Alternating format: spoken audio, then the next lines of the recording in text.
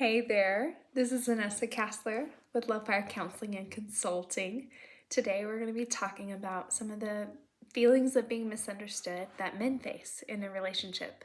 And so, if that's you, if you're a man and you just feel like your wife doesn't get you or your girlfriend and you feel overwhelmed at work, burned out, and then coming home to like a nagging spouse or a person that's constantly just not understanding where you're at in your heart, and so you try to escape through different means, either going and trying to do your own thing or trying to talk through it and then just getting frustrated and isolating, withdrawing to avoid, then this next little bit of time is going to be for you today. So the first thing that we're going to do with Love Fire Counseling, we work with couples on the brink of divorce, but specifically this week we're trying to focus in on the problems that men face versus the problems that women face.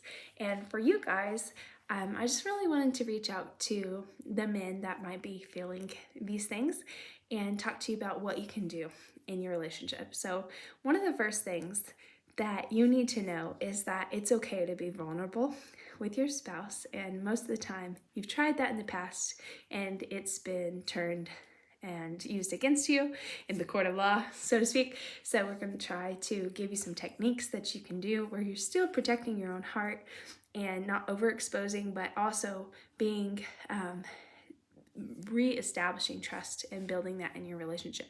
So one of the things that we say is like having a de-stressing conversation for 10 minutes a day at the end of the day.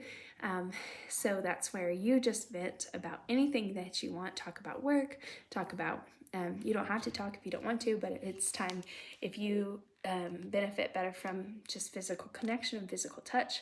It'd be a time where you just hold your wife and just kind of tell her, hey, yeah, my day went good. This is what I experienced, or, oh man, I really missed you throughout the day. This is what I noticed when you weren't there, kind of thing.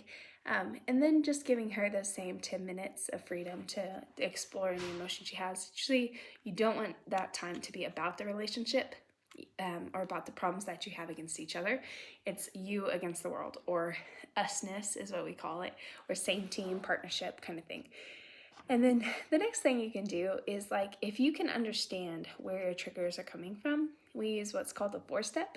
And so one of the things that we do is saying, I feel, usually like say a man has a problem with slamming doors or being angry, yelling or cussing. Okay, and then it's really triggering her because she's thinking that you're not being the spiritual leader of the house or whatnot.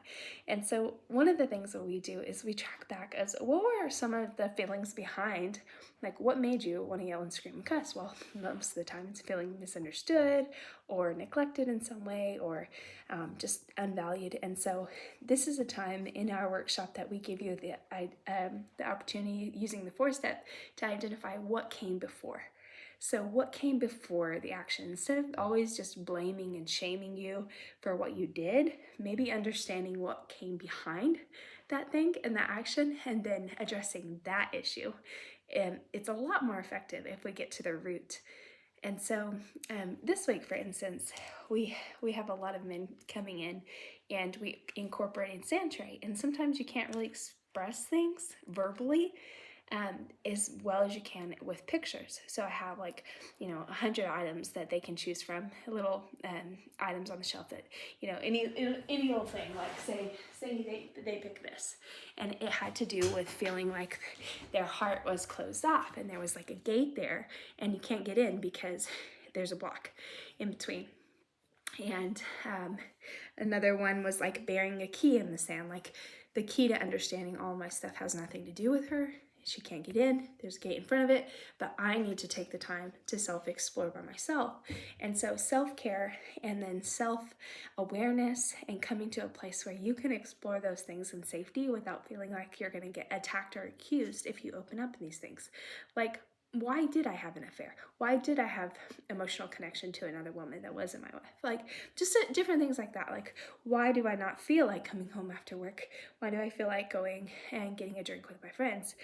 And just like understanding that part of your psyche and your heart so that you can explore those things, heal those, and then reconnect long term. So, anyway, I hope that's helpful today. We're going to talk more in detail about those things. I just want to kind of make a post so you know that we value the both sides of the situation, but especially we want you to have an opportunity to explore where these things are coming from as a man, and like one of the things that my husband was talking about is the need to know that you have a place that when you say something, that it's going to be heard and understood on a deeper level. So thank you so much. We'll talk to you soon.